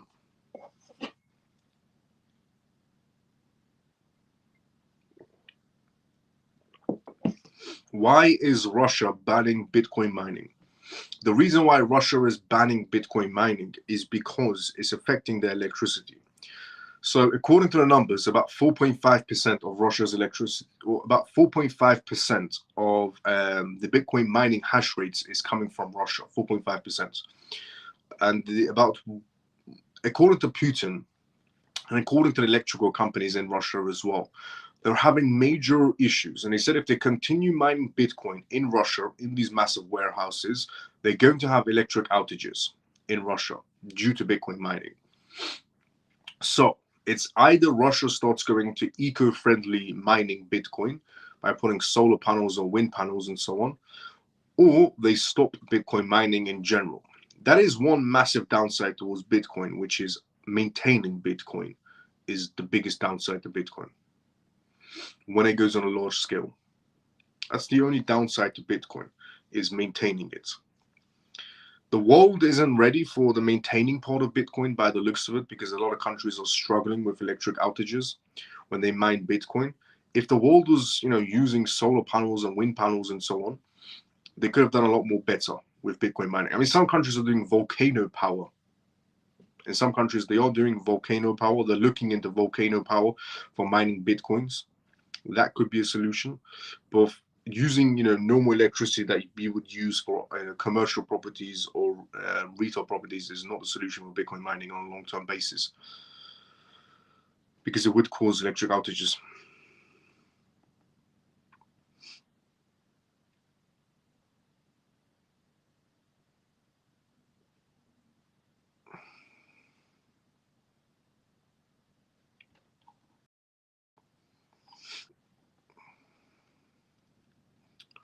Why is Russia? Yeah, that's why.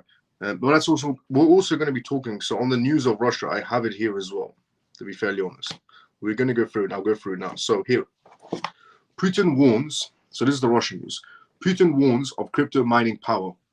1.5% of Russia's energy has been fried up. Russia's President Vladimir Putin has reportedly issued a warning regarding the effects of crypto mining power consumption on the country's electrical infrastructure.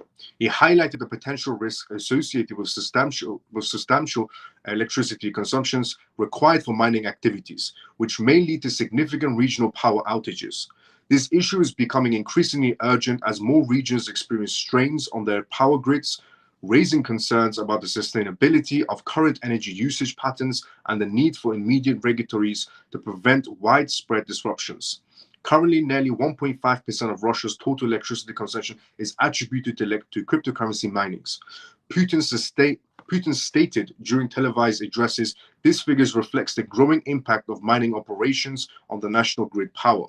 News sources have reported that Putin emphasized that Russia hosts approximately 4.6% of the global Bitcoin hash rate, indicating the scale of cryptocurrency minings within the country. Despite the significant contributions to the global crypto network, the Kremlin appears to be increasingly concerned about the energy demands associated with these activities. The growing prevalence of mining operations has intensified electricity consumptions and strained local power grids, leading to heightened risk of energy shortages. This concern is amplified by the country's cold climate, which necessitates a consent of reliable power supplies for heating. Addressing these issues has seemingly become a top priority for Russian authorities as they seek to balance economic benefits and energy stability. The president pointed out that the intensive energy use by the mining sector has already resulted in power cuts in 3 Siberian regions of Russia. This situation highlights the tangible consequences of uncontrolled mining operations, prompting legislative actions aimed at regulating the sector and mitigating the effects of the power grid. Local communities have reported disruptions to daily life and economic activities. Further, the urgency for robust regulatory frameworks to ensure stability energy supply, while balancing technological advancements and regional power needs. In response to these concerns, the Russian parliament is actively working on legislative bills designed to regulate mining activities more strictly. The proposed law includes provisions to limit large-scale mining operations to approved entities and may impose bans in areas where the energy supply is already under strain. Additionally, the legislation aims to enforce stricter energy efficiency standards and promote the use of renewable energy sources in mining operations to alleviate the pressure on the national grid and foster a more sustainable approach to cryptocurrency minings. Additionally, Putin underscores the importance of accelerating the implementation of the digital ruble, which is CBDC, Russia's state-backed digital currency. The rapid rollout of the digital ruble is viewed as a strategic move to bolster the country's financial system in light of the growing influence of decentralized cryptocurrencies. Conclusion: President Putin's recent remarks have initiated a crucial discussion about the crypto mining power consumptions in Russia energy framework as the country navigates the challenges of balancing technological progress with the energy sustainability. Forthcoming legislative measures will be critical in determining the future of crypto mining regulations in Russia. Stakeholders from various sectors, including energy, finance, technology, are now engaging in debates about the most effective strategies to manage the environmental impacts of mining activities while fostering innovation. The outcomes of these discussions will likely shape the regulatory landscape for years to come, potentially influencing global practices as well as public opinions is also playing a significant role with growing awareness and concerns over the environmental footprints of cryptocurrency minings. According to the news sources, the government's ability to implement balanced policies will be key to ensuring that Russia remains as a competitive player in the digital economy without compromising its energy security and environmental sustainability for now. So Putin's main reason is Russia has already had 3 power outages in 3 cities due to Bitcoin mining. And they're looking for sustainable solutions ASAP. Otherwise, they would have to stop their Bitcoin operations because they could be having possibly more power outages. But the only reason they're looking into it now is because they had 3 power outages and a lot of people are unhappy with the power outages. And that's why Russia's looking into it now again. What day of the week do you think the case will be ending will be announced? What day of the week? Monday? What day of the week do I think is going to be? Any day of the week it could probably be announced on. Electrical outages are not about maintaining. Electrical outages are not about maintaining Bitcoin. It's about mining of Bitcoin. which it is, yes. What do you think, by maintain, I mean mining, what do you think it will drop back down to? Like, what set target the buy price would be good price point, do you think? What do I think is a good price point for which project? XLP, XLM, XDC?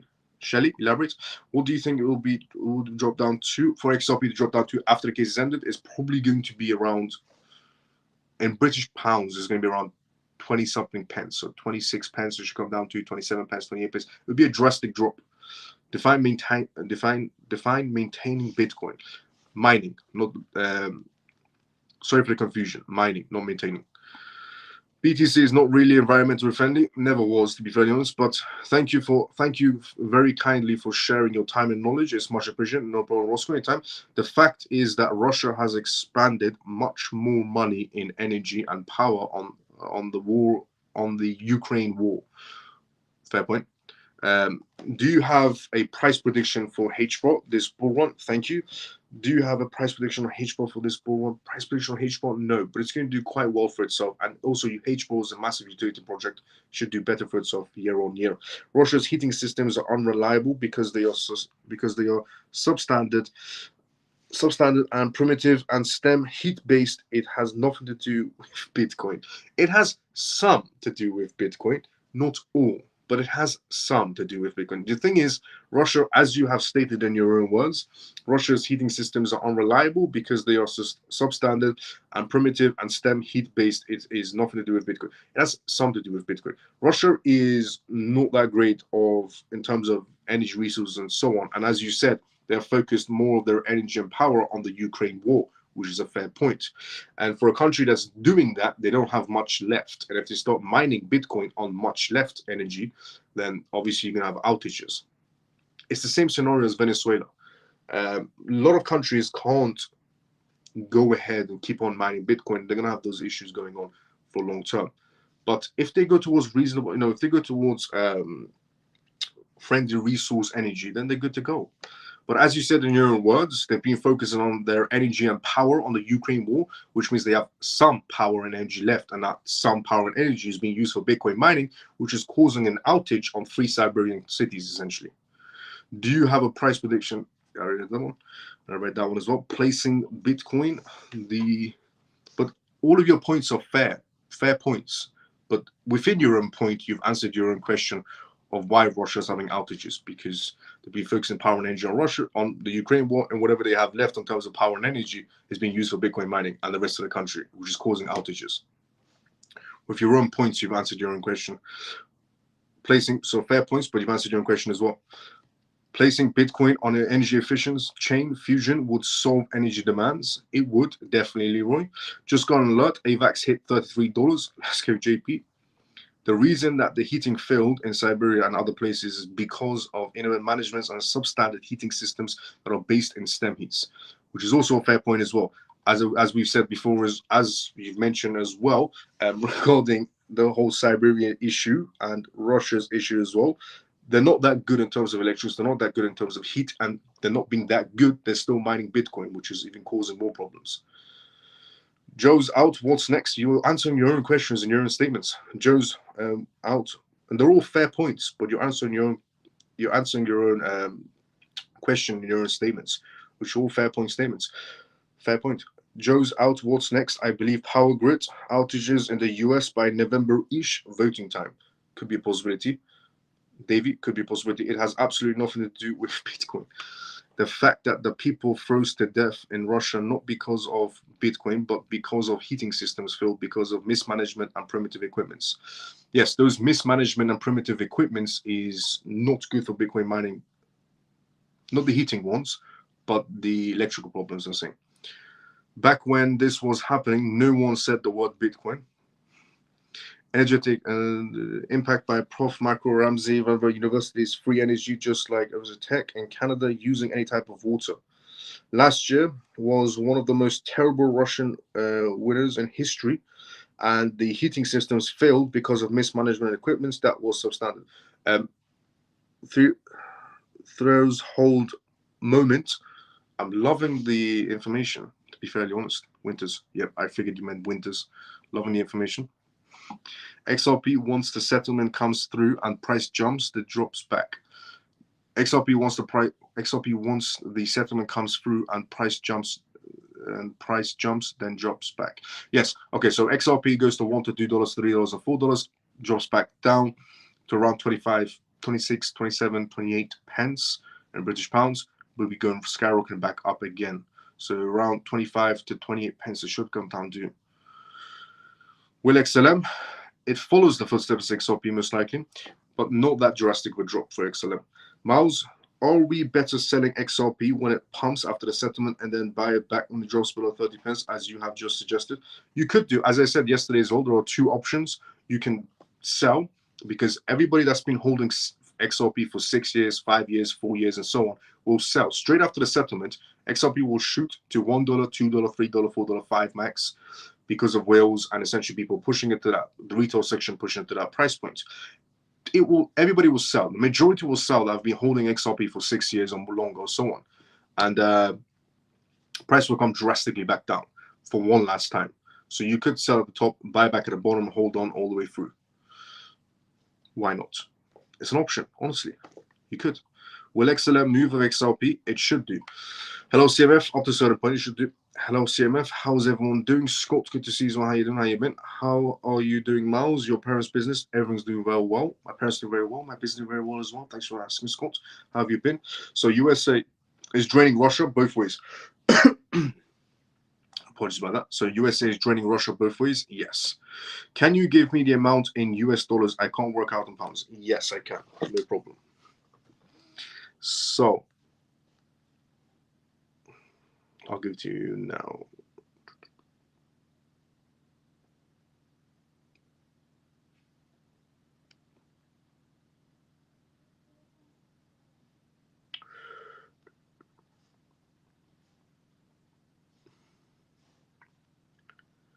So at that price point, it would be 32 cents. No, sorry.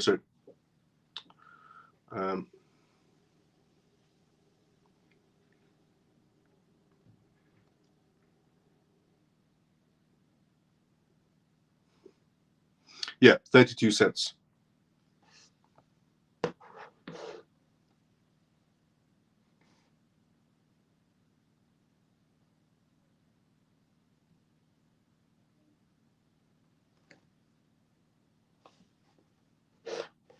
XCN,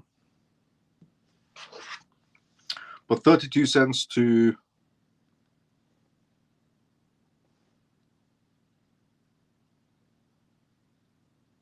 the lowest we should see it as will be 25 cents. The lowest we could possibly see for in a few seconds will be 25 cents.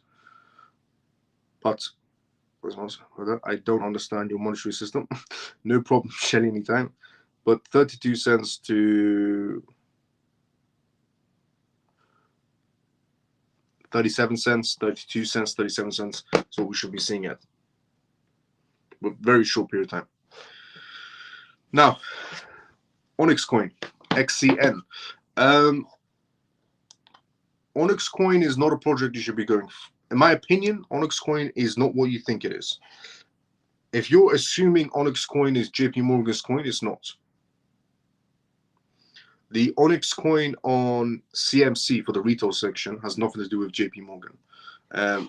But if you're going Onyx Coin for Onyx Coin itself, I wouldn't say it's a must-have project in any sort of a way at all, to be fairly honest. But if you're assuming Onyx Coin has anything to do with JP Morgan, it doesn't. JP Morgan has an Onyx Coin of their own, but it's not available to the retail section. The Onyx Coin on CMC is a different project, just shares a similarity in names.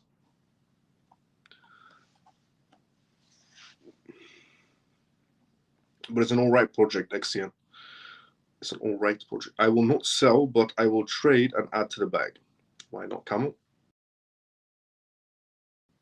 About that, I don't understand your monetary system. No problem, anytime.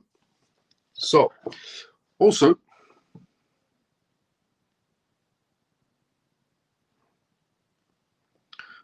Grayscale. So Grayscale at the exact same time. Miles, will you sell some XRP and then buy back? No. Maybe, very low chance, but not, most likely. Because I know what's going to happen either way. It's going to go up and then down, people sell, and then people buy it back up, and for one last time. But when it does drop, I'm going to be buying as well, to be fairly honest. When will XRP SEC lawsuit end? This year. But this year, it will definitely end, in my opinion. Also, in Brad's opinion as well, to be fairly honest. Sooner than expected is what he said. But will I sell some and then buy? No. When it does drop, I'm buying, even though I know it's going to go high and drop back down. But I'm buying the moment it drops down more. Now, Grayscale. Grayscale is going to be launching a Bitcoin mini trust on July 31st as well, offering a low-fee entry point. The timing of this launch is significant because both Bitcoin and Ethereum microtrust are expected to go live by the end of this month. So Grayscale is going to be launching a mini Bitcoin trust at the exact same time as the Ethereum ETFs are going to be essentially green lighted. Also, at the exact same time that Grayscale's ETF is going to be fully green lighted as well. This tactical choice puts Grayscale in a competitive position against financial giants such as BlackRock. The lower cost make these trusts the most affordable options in the ETF sector. Grayscale has been a key player in the Bitcoin investment industry. Last year, the company achieved a historic win over the Securities and Exchange Commission, SEC. However, the high cost of Grayscale's Bitcoin Trust, GBTC, were an issue, resulting in significant outflows. The Bitcoin Trust is strategic shift to reclaim market shares. The launch is scheduled to coincide with elevated periods for Bitcoin ETFs generally. Recently, the Bitcoin ETFs experienced their 10th straight day of inflows. Bitcoin IBIT ETFs alone raised $102.7 million, offsetting outflows from Grayscale's GBTC. The introduction of Bitcoin's mini trust could mark the start of a new era for Grayscale. Grayscale has the potential to restore a significant role in the Bitcoin investment environment by addressing prior essentially accusations about high fees and essentially providing more investor-friendly solutions. As an investor seeks affordable and dependable ways of getting exposure to Bitcoin, the battle between firms like BlackRock and Grayscale's new offerings is set to pick significantly. Grayscale's upcoming launch of the Bitcoin mini trust is expected to change the ETF market due to its competitive fee structure and planned timing. As the market evolves, these developments demonstrate the volatile nature of Bitcoin investments. So Grayscale could be also an indicator of the market kickstarting as well, with their new mini trust coming at the end of the month. Same timing as pretty much the Ethereum ETFs launching as well, with Grayscale's mini trust offering a very, very competitive low fee structure for their ETFs. When will SEC? There we go. You have already plenty through bots. Good idea, maybe for those still trying to accumulate, like to gain more tokens overall. Yep, I'm with you, Shelly, but I think if we trade the price in a smart way, we can easily double our bags. That's how I'm thinking, which is a good thinking strategy, to be fairly honest. Why not? There's two options: either hold through the down and up and just go for the utility, or sell right at the top for the people that have been holding for 6 years and then buy back down on the ground for one last time without selling any XRP, just trading on it. In other words, why not? If you plan it correctly, yes. Now, also regarding fee structures, BlackRock has set a 0.25% fee spot for its Ethereum ETF, and the launch is expected next week. Asset management firm BlackRock has announced a fee structure of 0.25% for its spot Ethereum exchange traded fund ETF ahead of its potential launch next week. BlackRock's S1 registration statement filed outlines that the fee will occur a daily unrealized rate of 0.25% of the fund's net asset value. This fee is payable at least every 3 months in US dollars, in kind or in combinations of both. The firm also mentioned it might essentially waive all parts of the fee for certain periods of plans to do so upon the fund's launch. BlackRock's spot Ethereum ETF will initially trade at 0.12% fee until either 12 months passes or the fund accumulates $2.5 billion in net assets, whichever occurs first. Right now, the biggest corporations that have essentially ETFs coming for them, the Ethereum ETFs, BlackRock and so on, they're all extremely competitive on the fee structure. BlackRock is offering a 0.12% fee structure. BlackRock was offering a 0.25% fee structure for Bitcoin ETFs, and it did incredibly well. It's the number one essentially Bitcoin ETF out there.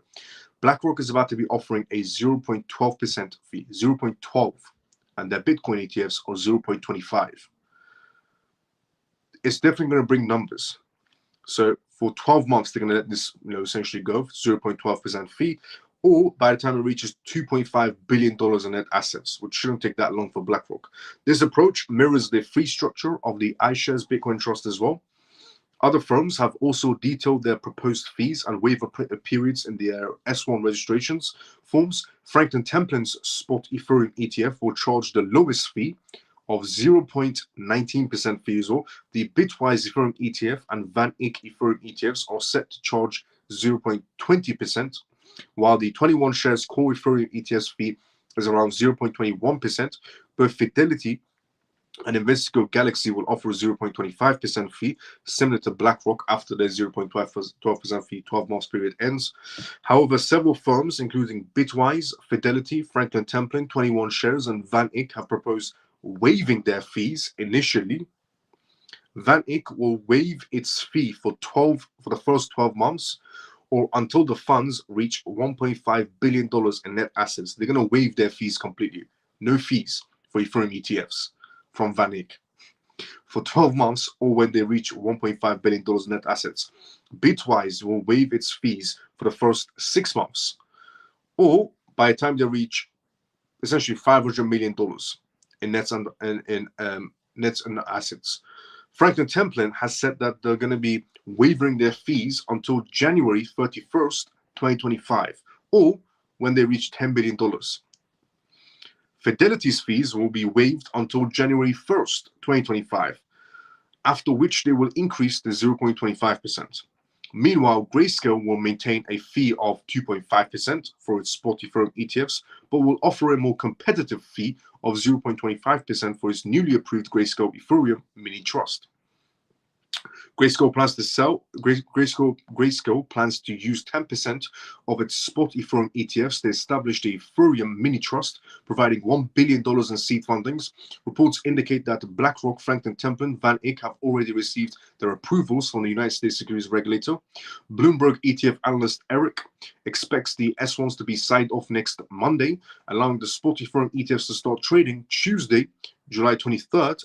Bitwise Chief Investment Officer Matt Hugan speculated that the spot Ethereum ETFs could attract up to $15 billion in inflows within the first 18 months of trading, similar to the spot Bitcoin ETFs performance since their launch 6 months ago.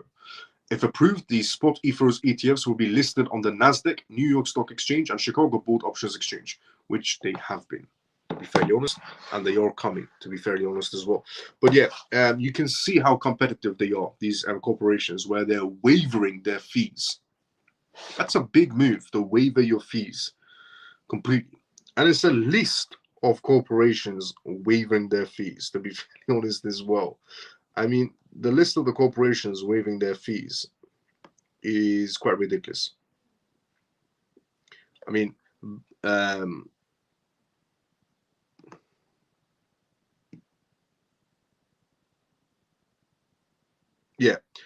with Bitwise, Fidelity, Franklin Templeton, 21 shares, and Van Eck, all of them waiving their fees, which is good.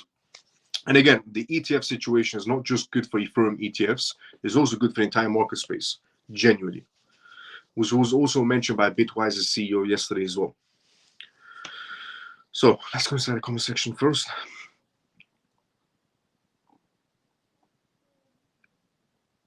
I'm with you, Shelly, but I think the price is way too small that we can easily double the price.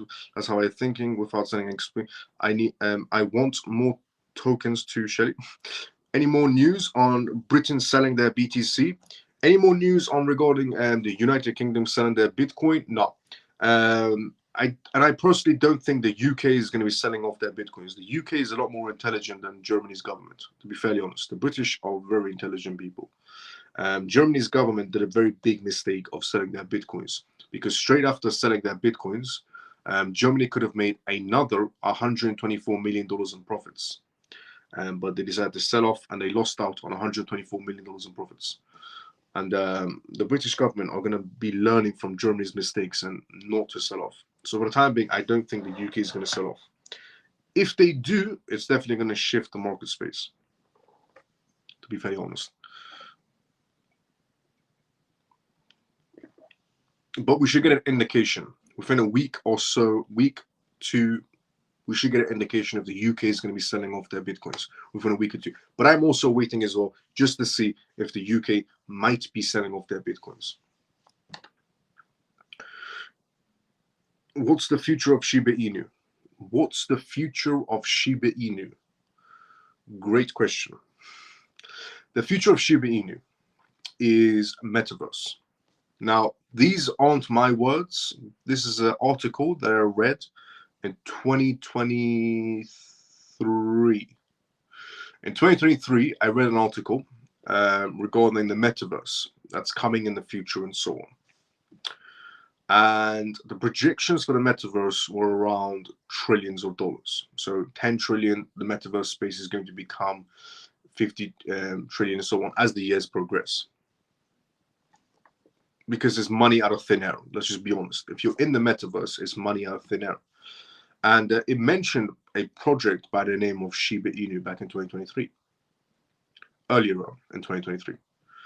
And it said that, you know, if projects like Shiba Inu go towards the metaverse and so on, then they could reach that potentially price point it always wanted to reach, which was, as ridiculous as it may sound, you know, 1 cent, 10 cents, or even $1. And it suggested, based on some actual facts, that the metaverse being, you know, reaching those types of figures and will reach higher figures as the years progress. If Shiba Inu, projects like Shiba Inu with that much amount of quantity enter the metaverse and, you know, build on the metaverse and progress year on year, they could reach the price point that they always wanted to, which was around 1 cent, 10 cents, or $1. Because the metaverse is just pretty much printing money out of thin air. And it's going to become a $10 trillion space, or $50 trillion space, or $100 trillion space as the years progress. Not overnight, over time. So what's the future of Shiba Inu? That. And ironically, Shiba Inu is focused on the metaverse. So could they reach that price point somewhere down the line in the future? Possibility. Not an actual outcome, but I mean, it's a possibility.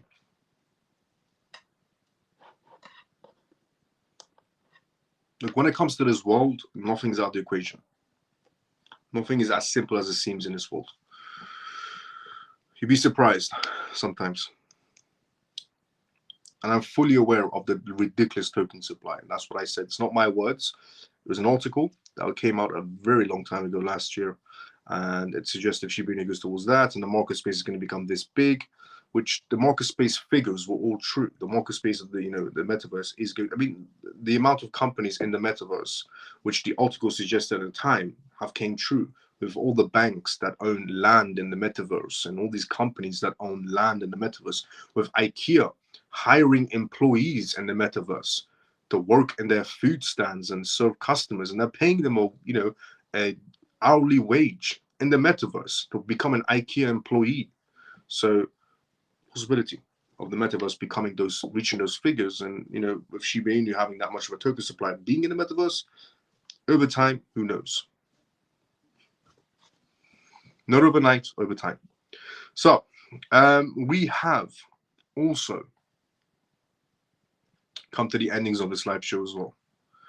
If you enjoyed this live show, drop a follow, drop a like, and tune into it every single night. You can tune into this live show every single night on YouTube Live, on X Live, depending on where you're watching this live show from right now. On this live show, we talk about recent news that's happening around the world in terms of cryptocurrencies, CBDCs, AI, regulations, politics. And everything that I say, as always, is not financial advice, not political advice, and what advice is only for entertainment purposes. If you enjoyed this live show, before drop a like and tune into it every single night. We also have a Telegram group as well for this live show. It's completely free. Anybody's more than welcome to join it. The link is on X. If you're watching this from X on my profile, if you're watching this from YouTube, the link is also on my YouTube profile for the Telegram group. Completely free. Everyone's an amazing person. They're all inside the comment section, the members inside the Telegram group. And I will see. Good night, Miles, and all CMF. Thank you for all the great news. Let's go, JP. See you tomorrow, sometimes as usual. Thanks for tonight, brother. No problem. Camel anytime.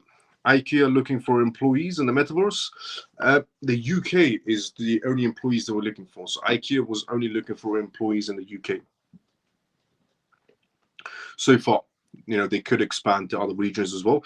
But the first place that they were hiring employees from to work in the metaverse on an hourly wage of, I think it was $14 an hour or $17 an hour, something like that. But it was the UK first. But they could be expanding to Australia and other places as well. I'll keep everyone informed of more jobs in the metaverse. If you do want to work in the metaverse as well, I'll keep everyone involved. Definitely. Good night, brother Miles, because it is just extra money, extra income on the side working in the metaverse. Good night, brother Miles, and the rest of the family. It's all been constructive. Let's go, funky brother. Great show. Let's go, Susie and McDonald's. I think maybe McDonald's is hiring as well. I'll check on the metaverse. But companies are going to start hiring people in the metaverse. Definitely. It's something also I said a long time ago, where a lot of people are going to become jobless and they're going to start working in the metaverse as well. Good night, Miles, and thanks. And CMF, thanks for the news. Let's go free and forever. I'll see you tomorrow, sometimes as usual. I will see everybody tomorrow. Same timing as usual. Everybody have a great day or a good night, depending on where you're around the world. And also, you can join this live show every single night and do Q&As as well. We do a lot of Q&As. Thanks, Miles, for what you do for us. I see everyone tomorrow. Orphan, see you tomorrow, same time as usual.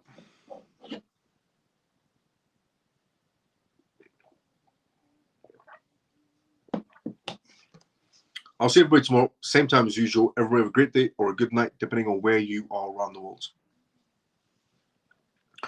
What a time to be living, eh? Let's go, JP. Good night, Miles and family. Great live. Many thanks. Have a good one. Respect. Ian, see you tomorrow, same time as usual. And thanks, Miles. You are such a wealth of knowledge. Much appreciation, night and day all. Shelly, thanks so much for the kind words. And see you tomorrow, same time as usual. Good night, Mike. Good night. See you tomorrow, same time as usual as well. I'll see everybody tomorrow, same time as usual. Everybody have a great day or a good night, depending on where you are around the world. CMF, see you tomorrow, same time as usual.